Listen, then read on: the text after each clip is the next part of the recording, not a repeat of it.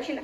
महाराष्ट्रातील मुख्यमंत्री पदासाठी राजकीय नाट्यकातून ताप टेकवून दाखवले पैसे कमवायला प्रेम मिळालं. अहो जरा फिरवा की तुमची कॅमेरा उसाच्या पातळीत हाडं बसले थंडीत पुस्तकाने आया बहिणीकडे. दाखवा या जगाला जगाच्या पोषणाचे शोषण आणि काळबाजार सुटू जाणारं आमचं राशन. दाखवा शेतकऱ्यांच्या पोरांच्या तुटलेल्या पात्या, हरवलेलं पुस्तक, नांगरलेल्या शेतात. शेतकऱ्यांचं पाण्याचं जगणं दाखवा, रात्र दिवस राबणं दाखवा आणि दाखवा कोवळ्या हातातील कोयते. लोकशाहीचं मरण दाखवा, शेतकऱ्याचं सरण दाखवा, कोरडे खान घरण दाखवा, भ्रष्टाचाराचं कुरण दाखवा, विजयचा लपंडाव दाखवा आणि दाखवा कर्जाच्या बोजाने शेतकऱ्याच्या पाठीवर पडलेली वळही दाखवा आणि दाखवा शेतकऱ्याच्या सोन्यासारख्या पिकाला मिळालेले मातीमोल भाव दाखवा आणि मग हातात नाही घेऊन हा देश कृषी प्रधान देश आहे असं पुन्हा एकदा म्हणून दाखवा. मला आठवतंय सर, आमच्या गणिताच्या पुस्तकात आपण एक प्रश्न असायचा.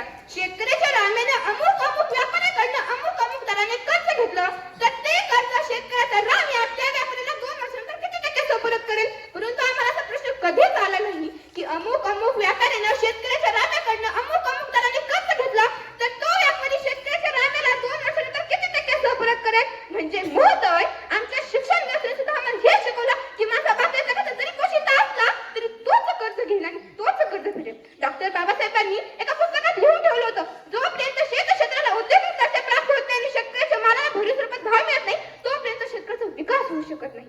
आज जर मुलाने विचारले बाबा तुम्हाला काय व्हायचंय तर डॉक्टरचा मुलगा म्हणतो मला डॉक्टर व्हायचंय, इंजिनियरचा मुलगा म्हणतो मला इंजिनियर व्हायचंय. पण याच महाराष्ट्रात एकही शेतकऱ्याचा मुलगा आपल्या छातीवर हात ठेवून बसले की मला शेतकरी व्हायचंय. माझा बाप या जगाचा जरी पोशिंदा असला तरी आज माझ्या बापावर काय परिस्थिती आली ते तुमच्या समोर मांडली. खुर्चीवर बसलेल्या साहेबाला सखाराम आदराने बोलला. ओहो, खुर्चीवर बसलेल्या साहेबाला सखाराम आदराने बोलला. धन्यवाद साहेब, धन्यवाद. तुम्ही कष्ट समजून घेतली या दुःखाची आणि फाईल मंजूर केली साहेब पाण्यात वाहून गेलेल्या पिकांची. आभार, मनापासून आभार म्हणत त्याने हातावर खडीसाखरेचा प्रसाद ठेवला. तसाच पाठीमागचा तंबाखू माता माता शिपाई बोलला, ओय साहेबांनी आधी ऍडव्हान्स जमा कर. माहित नाही का तुला साहेब कशाला तुला ते आणि खडीसाखर उचल. सरांचा डाईट चालू आहे, त्यात गोड खाल्लेलं चालत नाही. 4 दाणे खडीसाखर न चालणाऱ्या डाईट मध्ये टेबला खालच्या नोटाखाली बसल का? हा मनातला प्रश्न सखारामने मनातल्या मनातच गेला. फाईल मंजूर खिशातले 5000 गेले.